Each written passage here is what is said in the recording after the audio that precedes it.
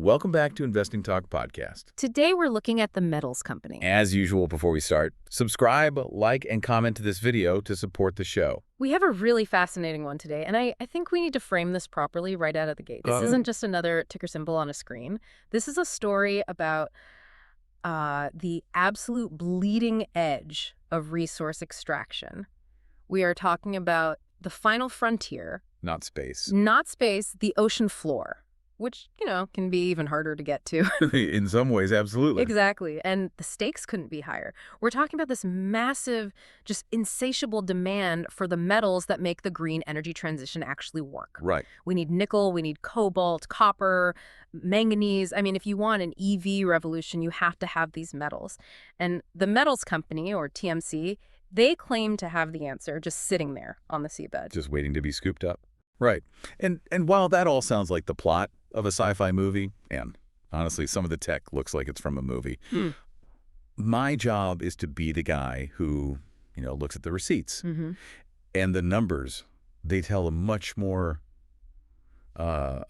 grounded and frankly shaky story. I mean, despite all the futuristic appeal, this is a pre-revenue company. It is. They are burning through cash at an alarming rate. Yeah. It's basically a battle between this theoretically massive resource value, Billions, potentially, and the very harsh reality of regulatory permits, environmental pushback, and a balance sheet that frankly needs a life raft right now. That's the tension, isn't it? The dream versus the spreadsheet. But we have to talk about this today. We absolutely have to. Why today? Because if you were watching the market yesterday, January 21st, 2026, you saw the stock pop over 13%. Yeah, over 13% in a single session. That'll wake you up. It's not just random noise. There's major regulatory news coming out of the U.S. that it changes the whole calculus here. So we need to unpack whether this is a genuine turning point, a real blue sky moment, or just, another spike in a long, volatile chart that leaves investors holding the bag. All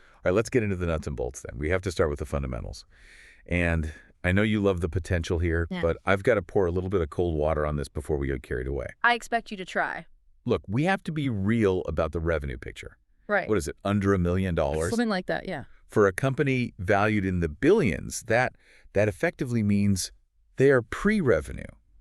They aren't selling anything yet. They're like an R&D lab with a really expensive boat. Okay, hold on. An R&D lab with a boat is a bit reductive, don't you think? They're an exploration company. You can't judge a gold mine that hasn't started digging by how much gold it sold yesterday. But the value's in the asset. I get it. Right. But that asset costs a fortune to get to. Look at the earnings. They recently posted a quarterly EPS of what? Negative 14 cents? Right. The market was hoping for a loss of just 6 cents. So they missed that by a huge margin. They lost more than double what Wall Street expected. That is a significant miss. I won't deny that. It is. And the full year guidance is sitting at negative 22 cents EPS. It underlines the cash burn. They are spending so much on development, tech, legal fees, but there's no scalable output. But that's just typical for the resource sector. You burn cash until you hit the mother lode. That's the whole model. To a point. But look at the financial health. When I dig into the balance sheet, I see negative shareholders' equity. Okay, so break that down for people who might not be accountants. In plain English, it means they owe more than they own. If they liquidated everything today, sold the ships, the staplers, paid all the debts, shareholders would technically get nothing. Zero. Wow. And they have minimal cash reserves for what they're trying to do. Yeah. Deep sea operations are incredibly expensive. So obviously, no dividends, no buybacks. Every single cent is for keeping the lights on. And the valuation. Market cap is sitting at $3.38 billion. And the PE ratio is, of course, negative 10.61. You're paying a huge premium for a promise. It's a lottery ticket. Okay, I hear you. The balance sheet is ugly. I'm not going to argue that point. Right. But if you're looking at the metals company like it's a traditional business or even a software company, you are completely missing the point. This is a pre-production resource play. The value isn't in the cash flow now. It's on the seabed. But can they get to it? That's the multi-billion-dollar question. Well, let's talk about alignment then. Even with that ugly balance sheet, insiders own a massive chunk of this company, 27.6%. That is a big number. It's huge. Usually with these kinds of speculative plays, insiders are dumping shares the second the price pops. Here, management is holding They are heavily, heavily incentivized to make this work. Okay, 27% is high. I'll give you that. Yeah. It shows they believe their own story. And the story has a competitive moat it's genuinely unique. They hold exclusive exploration rights in the Clarion-Clipperton Zone. The CCZ, we hear that a lot. Why is that so important? It matters because of geology and geopolitics. The CCZ is this huge stretch of the Pacific, and the resource isn't buried under miles of dirt. It's polymetallic nodules. Sounds very technical. It does, but just picture this. A huge flat plain at the bottom of the ocean, and it's covered in these black potato-sized rocks. Okay. Millions of them. Billions. They're just sitting there. You don't have to blast or drill. You basically just vacuum them up. Like a Roomba for the ocean floor. Pretty much. And these potatoes are packed with the perfect ratio of nickel, cobalt, copper, and manganese for EV batteries. It's like Mother Nature made a battery rock. Okay, so the extraction is, in theory, a lot simpler. But why not just get nickel from Indonesia or cobalt from the Congo like we do now? Because terrestrial mining is a nightmare. In the Congo, you have, massive human rights issues. In Indonesia, you've got deforestation, carbon-intensive processing. And the geopolitical angle. Exactly. China controls the vast majority of the processing for these metals. The U.S. is desperate to break that chokehold. The CCZ gives them a way to get these metals without relying on China and without digging these massive open-pit mines in rainforests. So the argument is the inventory is just sitting there and it solves a national security problem. Precisely. And this is crucial. There's a regulatory path now opening up in the U.S. It's like a parallel track to the big international body, the ISA. Which moves at the speed of a glacier. Right. But the U.S. is looking for a shortcut, and that gives TMC a huge strategic advantage. Okay, so fundamentally it's a mess, but strategically, maybe a gold mine. Let's pivot to the charts then, because the price action tells me people are buying this story right now. Oh, they absolutely are. We talked about that breakout on January 21st. The stock rallied 13.3%, closed at $8.17. That's a big move. 817 is a very specific number. It is, and the momentum is real. It actually blasted through its intraday high to close near the top. That shows conviction. So traders weren't selling the rip? No, they were holding into the close. The stock is up over 18% in just 2 weeks. That's a very fast move for a company with no revenue. That kind of smells like speculation to me. It's a breakout. I mean, if you look at the moving averages, the price is just smashed through two critical levels. It broke above the 50-day, which is at 672, and the 200-day moving average at 657.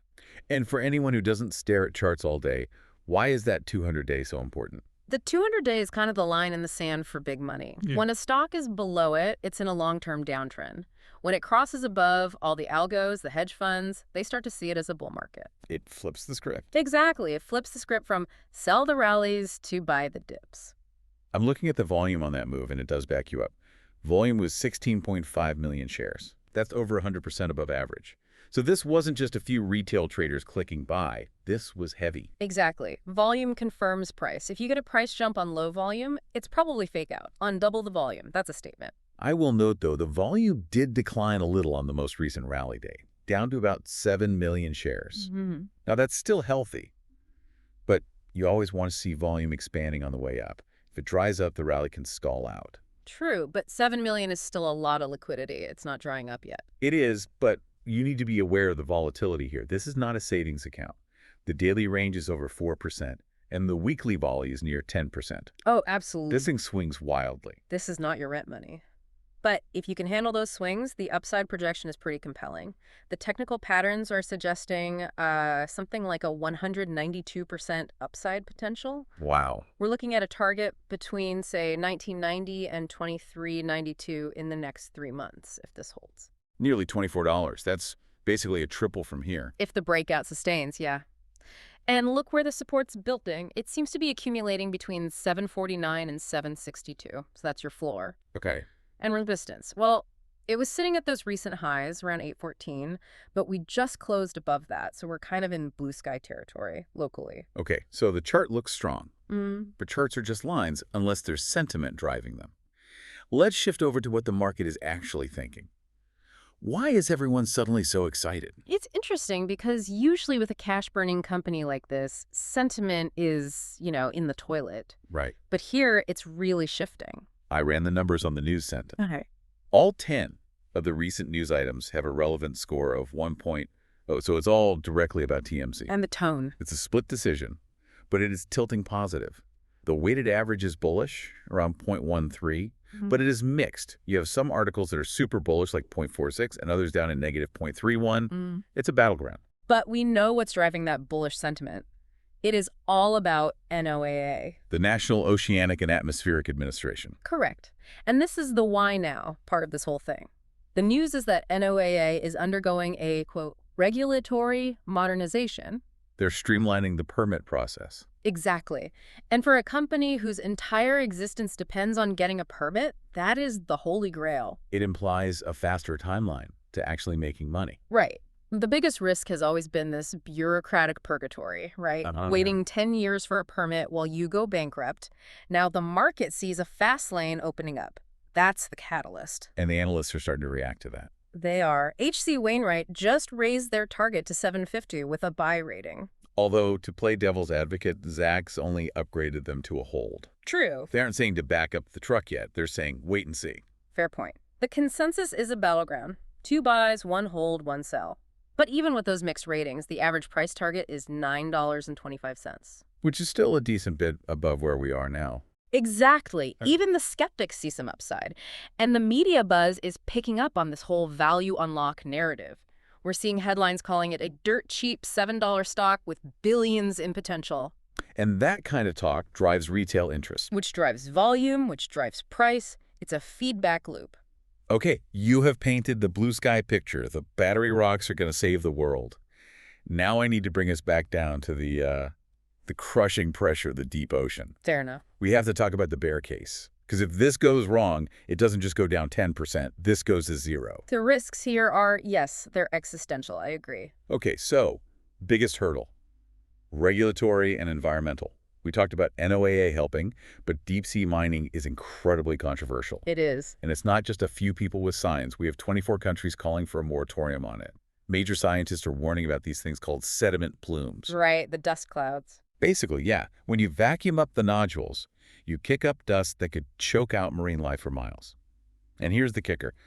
Major brands like BMW, Volvo, Samsung, Google, they've signed pledges calling for a moratorium. Saying they won't use the metals. Exactly. They've said they will not use deep-sea metals in their supply chains. So even if TMC spends billions to get these things up, what if the big tar companies refuse to buy them because of the bad PR? The business model breaks. Completely. Yeah. You have a product nobody wants to touch. That's a huge social license to operate risks. And speaking of cash, let's go back to that burn. Negative equity. To survive until they actually start production, they will almost certainly need to raise more cash. And how do you do that when you're pre-revenue? You sell stock. Dilution. They're going to have to issue more shares. So if you own a share today, your piece of the pie just gets smaller and smaller. That's a very real risk. You could be right about the company succeeding, but still lose money on the stock because of dilution. Precisely. And I saw something else that made me raise an eyebrow. Insider selling. An insider, Anthony O'Sullivan, recently sold 50,000 shares. Okay.